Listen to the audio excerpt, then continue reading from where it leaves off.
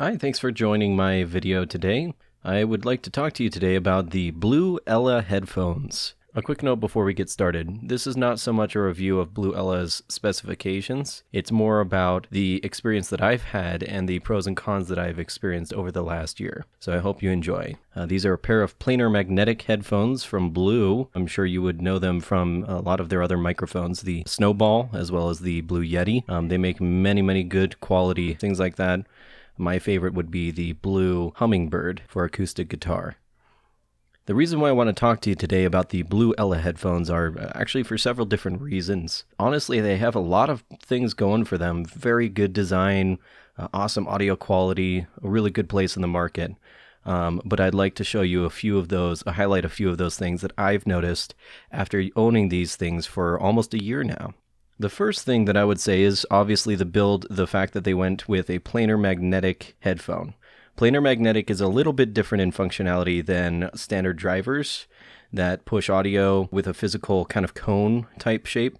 A planar magnetic uses a thin film suspended between two magnets. It is able to react a little bit faster and just give you better quality audio. You can read up a little bit more about planar magnetic online. But in general, planar magnetic is very good. It's also usually very expensive. However, luckily, the headphones are actually not too high as far as top-end audiophile grade goes. They price about a $700 price range currently, and you can often see them on sales as well. The next thing is that they have a built-in audiophile amp. If you read any other review or look up the information on these Blue Ellas, a lot of people really enjoy this audiophile amp because that's going to give you that boost of sound, a very clear, non-noisy sound, without having to have a external DAC or headphone amplifier, which means you can enjoy very good quality sound on something such as your own mobile device or any other mobile platform.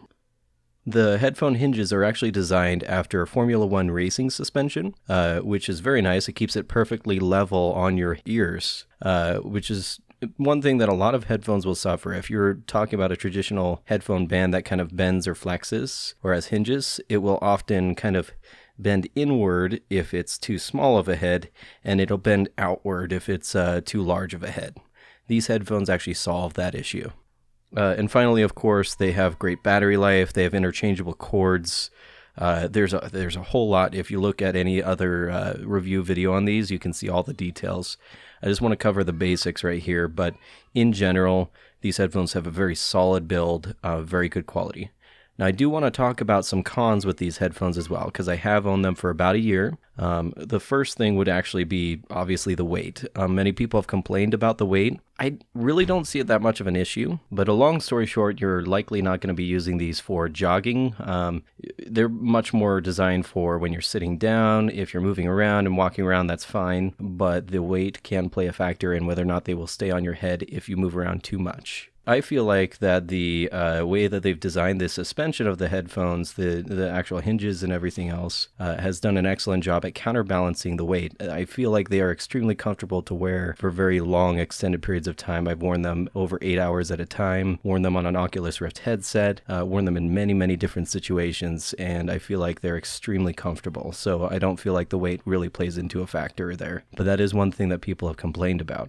The next is that the fabric can actually eventually come off the ear pad a little bit. It actually seems fairly simple to repair, and when I contacted Blue about the headphone having an issue, they were happy to either simply replace the headphone or assist me with getting that repaired, which was really great. They have awesome customer service, and I wouldn't be worried about their build quality in the slightest.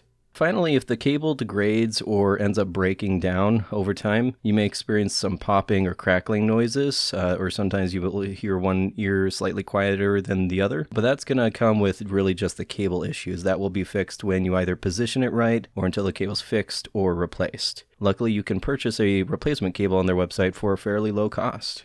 The final thing is that Planar Magnetic has a reputation for obviously being a little bit quieter than its standard driver counterpart. So if you like blasting your head off to super loud music, these headphones may not be the right ones for you.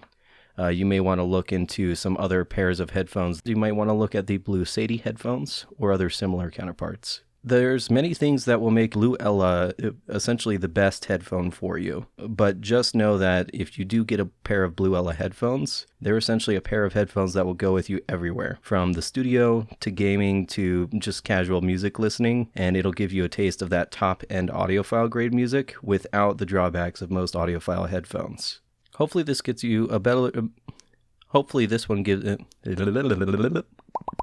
That is how you make a blooper. Bloopers are fun, except for when they're not, because you're the one doing them and you're the one embarrassed. Is Jackie Chan embarrassed by his bloopers? I don't know. I remember at the end of one of Jackie Chan's bloopers, he falls on the ground and everyone rushes after him and they say, "Jackie Chan, are you all right?"